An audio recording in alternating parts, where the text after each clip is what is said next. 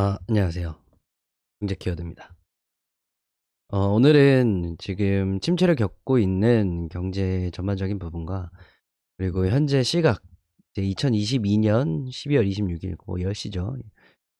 이 10시쯤인데 다음 주면은 내년이에요. 내년의 방향성까지 간략하게 짚어보는 시간을 갖도록 하겠습니다. 미리 말씀드리면 좀 비관적인 시각으로 말씀드리니까 미리 참고해 주시고 그냥 너무 먼 이야기 말고 코로나 직전 상황부터 간략하게 짚고 넘어가죠.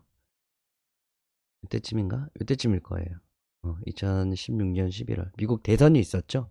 오바마에서 트럼프로 바뀌면서 큰 변화가 있었던 시기입니다. 일단 기본적으로 트럼프는 숫자 놀이를 좋아하는 사업가 출신이고 미국은 무역 적자가 엄청 심한 나라라는 점 인지하고 계시면 조금은 도움이 되실 것 같고요. 어떻게 보면 그 이유 때문에 10년 만에 폭락장이 오게 된 거예요.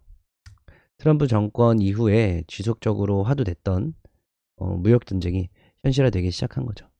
그리고 뭐 중간중간에 한국이랑 일본도 무역 갈등을 빚었었죠. 계속 빠집니다. 계속 빠져. 중간에 반등이 나올까 싶었는데 마지막에 피날레는 코로나로 화끈하게 마무리됩니다. 뭐 여튼 저튼 코로나 직전도 코로나 때문이 아니라 계속해서 시장은 빠지고 있었어요. 계속해서 시장은 빠지고 있었어요. 그리고 말도 안 되게 이제 시장 반등이 나오죠. 중간중간에 수치로만 따져봤을 때는 그 반등 폭, 그 속도, 국내 증시가 전 세계적으로 봤을 때 굉장히 크고 빨랐던 시기들도 분명히 있었습니다. 근데 코로나 때문에 경제 활동이 힘들어졌는데 뭐 증시나 가상화폐 시장은 왜 오르는 거야? 라고 이제 질문들 많이 주시는데 간단해요. 유동성. 시장이 저점이다 라고 생각하면서 유입되는 돈들이 굉장히 많아진 거예요. 그리고 뭐 받아보셨겠지만 지원금이다 뭐다 하면서 막 이제 뭐 사람들한테 돈 엄청 풀었잖아요. 그 돈들이 막 이제 막 유입되는 거예요. 쭉쭉 가요. 쭉쭉 갑니다. 그리고 아픔의 시작이죠. 6월 3,300포인트를 고점으로 계속 시장이 빠지기 시작합니다. 계속 빠져요. 이게 긴축재정이 시작되면서 지금까지 이어져 오고 있는데 코로나 때 시장에 풀었던 자금을 이제 다시 회수를 하기 시작하는 거예요. 시장에 유통되는 자금이 많으면 화폐 가치는 당연히 떨어질 수밖에 없고 제가 앞에 말씀드렸듯이 미국은 무역 적자가 굉장히 심한 국가라고 말씀드렸죠.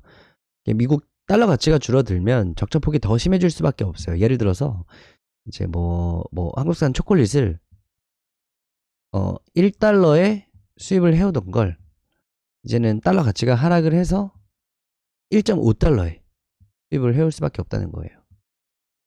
그러면 이제 뭐 한국산 초콜릿을 수입하는 미국 기업도 이제 화폐 가치가 떨어지기 전보다 당연히 기업 이익이 줄어들 거고 다시 옛날처럼 이익을 올리려면 실제로 소비자들에게 유통하는 초콜릿 가격을 높일 수밖에 없어요. 예를 들어서 이제 1달러에 수입해 와서 2달러에 팔던 걸 이제는 1.5달러에 사와서 뭐 3달러에 판다. 이럴 수밖에 없어요. 이게 무슨 뜻이냐면 인플레가 시작되는 겁니다. 물가가 오른다. 그래서 인플레를 잡기 위해선 이때 시장에 풀었던 돈을 다시 회수를 해서 화폐 가치를 높이는 방법이 가장 좋고 그 방법밖에 없다라고 말씀드리는 거고요. 그럼 뭐 시장에 돈을 어떻게 회수를 하냐? 금리 인상이죠. 금리 인상. 금리 인상하면서 계속 이제 시장이 빠지는 겁니다. 뭐 저는 올해 쉽지 않은 시장을 직접 경험하면서 느낀 점은 투자를 할 때는 시기도 중요하지만 그 방법도 굉장히 중요하다라고 생각을 해요. 이제 이미 뭐 미국 연준에서는 내년 상반기까지 금리 인상을 예고했고 내년 상반기까지 고금리는 이미 기정사실이에요. 증시나 암호화폐 시장이 아무리 뭐 재료들이 선반영된다고 하더라도 최소 내년 상반기까지는 쉽지 않을 거예요. 상반기가 끝나고 금리 인상이 끝나면 멈춘다면 그래도 암울합니다. 고금리 상태를 유지한다고 하더라도 단기적으로 인플레를 갑자기 잡는 건 아닐 거고요. 아마도 고금리 상태를 유지하면서 그 인플레 변동폭을 체크할 가능성이 높아요. 그래서 제 생각은 내년 증시 암호화폐 시장 올해 저점을 깨고 뭐 한두 번 더 저점 깨고